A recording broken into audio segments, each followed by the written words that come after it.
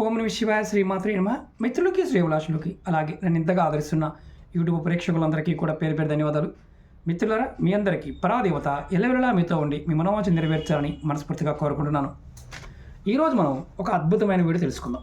చాలామంది మిత్రులు, అక్క చెల్లెలు మెయిల్స్లోను కామెంట్స్లోను, గురువు గారు మా ఆర్థిక పరిస్థితి ఏం బాగోలేదండి, ఏం చేయాలో అర్థం కావటం లేదండి, మేము పూజలు చేస్తున్నాము, వ్రతాలు చేస్తున్నాము, దీపారాధన చేస్తున్నాము, తాంత్రిక పరిహారాలు చేస్తున్నాము, అయినప్పటికీ కూడా మాకు కలిసి రావడం లేదండి, ఏదైనా తేలికైన మార్గం చెప్పండి, ఖర్చు లేకుండా ఉండాలి, మాకు ఫలితం 100% రావాలి అని చాలామంది అడిగారు. ఈరోజు అలాంటి 100% ఫలితాన్ని ఇచ్చే ఒక తేలికైన అద్భుతమైన ఉపాయం చెప్తాను. ఇది ఎవరైనా చేయవచ్చు, జాతి మతము కులం అంటూ ఏమీ లేదు. ఇది ఎప్పుడు చేయాలి అంటే గురువారం నాడు, అలాగే పుష్యమి నక్షత్రం ఉన్న సమయంలో చేయాలి. గురువారము పుష్యమి నక్షత్రం అంటే రేపు 25వ తారీఖు నాడు చేసుకోవచ్చు. అలా వీలు కాకపోయిన వాళ్ళు కూడా ఏ గురువారం నాడైనా ఈ ఉపాయాన్ని చేయవచ్చు.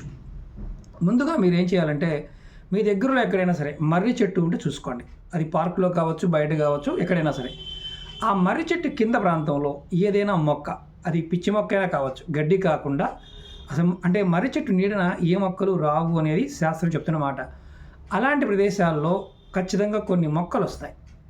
ఆ మొక్కని ఇంటికి తెచ్చుకొని కుండీలో పెట్టండి. ఆ మొక్కని చక్కగా మీరు ప్రతిరోజు కొద్దిగా నీరు, పాలు, కొద్దిగా ఒక చుక్క పాలు కలిపి ఆ నీరు మొదల్లో పోయండి.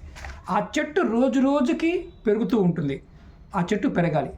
ఆ చెట్టు పెరుగుతూ ఉంటే మీ జాతకంలో ఉన్న ఎలాంటి ఆర్థికమైన సమస్యలతో బాధపడుతూ ఉన్నా, జాతకంలో దరిద్రవాదులు ఉన్నా అది ఆటోమేటిక్గా తొలగిపోతుంది.